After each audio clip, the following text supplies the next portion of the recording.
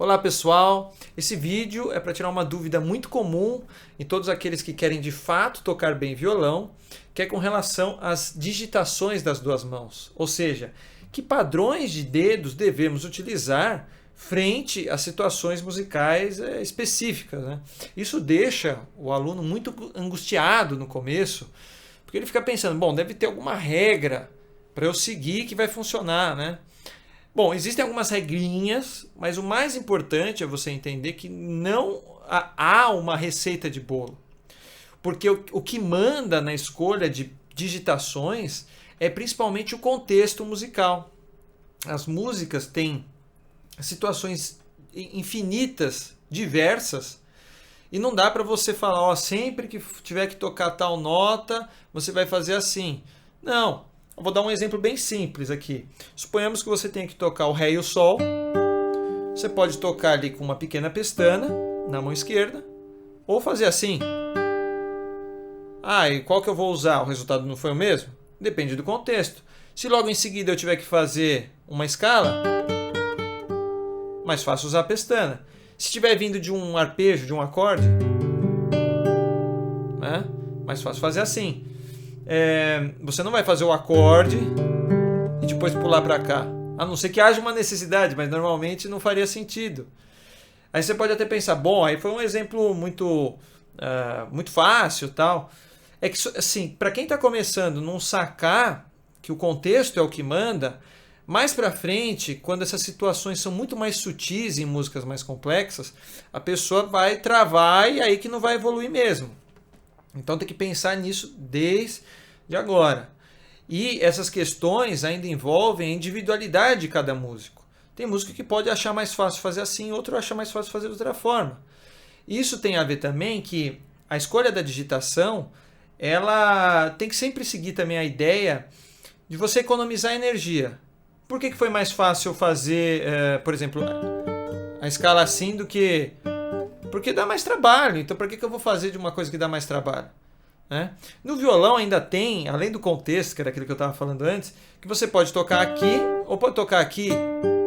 Determinado músico pode achar que o timbre aqui tem mais a ver com a história que aquela música quer contar. Então é uma questão estética também. Então entenda que até agora é economizar energia, né?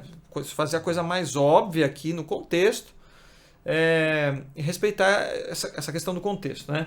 Com relação à mão direita, há ainda mais dificuldade, porque o aluno, no começo, ele está pensando que é mais fácil ele repetir o mesmo dedo, né?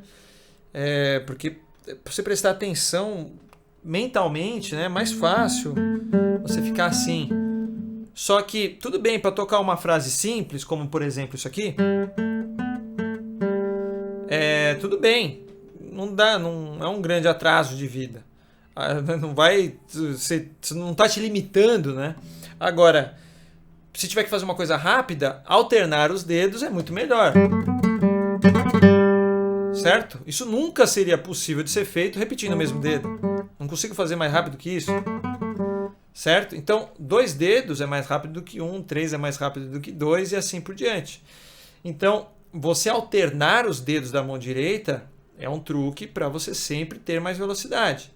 Agora, se essa alternância, por exemplo, eu vou começar com o indicador, eu vou começar com o dedo médio, ou vou fazer assim o assado, vai depender do contexto. A minha sugestão é, se você está aprendendo com um professor específico, ver ali como é que ele está ensinando, né? No Kaiser Play tem... os alunos podem ver a digitação da minha mão, estando consciente de tudo isso que eu falei aqui, claro. E além disso, dependendo da partitura, existe também a explicação da digitação que deve ser feita. As partituras bem editadas vêm com isso aí principalmente para as peças iniciais. E mais uma coisa que tem a ver com esse negócio de repetir os dedos. Tem gente que às vezes acha que o polegar só pode ficar nos bordões e que os dedos, né, só vão ficar aqui nas cordas, nas primas. Não, também, né? Por exemplo, se eu fizer uma escala, olha os dedos, né, da mão direita, estão aqui em cima. Então, já caiu por terra essa teoria, é só você ver qualquer bom violonista tocando uma peça, você vai ver que ele faz de tudo com a mão direita, etc. A questão é, ele vai solucionar aquilo que ele pode dentro da anatomia humana, né? Vai escolher os padrões que vão funcionar bem para ele, para a anatomia humana, economizando energia, que isso é também uma questão. Uma boa técnica te faz economizar energia.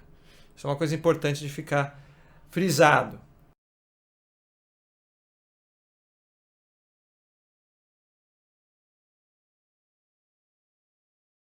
E outra dúvida comum, para finalizar, é com relação ao mindinho, né? Devemos usar ou não, tal. Bom, a escola clássica tradicional, pelo que eu sei, o flamenco e, claro, a música brasileira, é muito raro se utilizar o mindinho, porque a maioria das situações, os repertórios, você consegue suprir de outra forma. Eu não vejo motivos para, na verdade, não usar, uma vez que a gente usa na mão esquerda também e tal. Falam que até Villa-Lobos, né? Tinha uma questão que parece que se ele usava ou não mindinho, não vou nem entrar nesse critério. Eu acho que se você não usar, tudo bem, dá para tocar tudo. E se você quiser usar, aí tem que se ver quais são as possibilidades. Eu nunca conheci ninguém que use o mindinho.